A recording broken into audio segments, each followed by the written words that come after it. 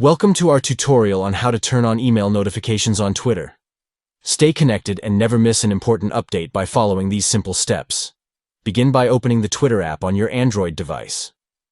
Next, tap on your profile picture located at the top left corner of the screen. This will give you access to your account settings. Navigate to the Setting and Support option and tap on it. From there, select Settings and Privacy to customize your account preferences. In the Privacy and Safety section, locate the Notification tab. Tap on it to manage your notification settings. Then, select Preferences to further customize your notification preferences. Within the Preferences menu, find and tap on Email Notification. This is where you can enable email notifications for your Twitter account. Finally, to turn on email notifications, simply toggle the switch to the on position. You are now all set to receive email alerts and stay updated with the latest activity on Twitter. Congratulations!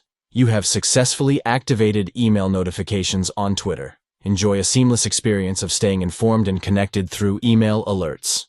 Thank you for watching our tutorial. Stay tuned for more helpful tips and tricks to enhance your social media experience.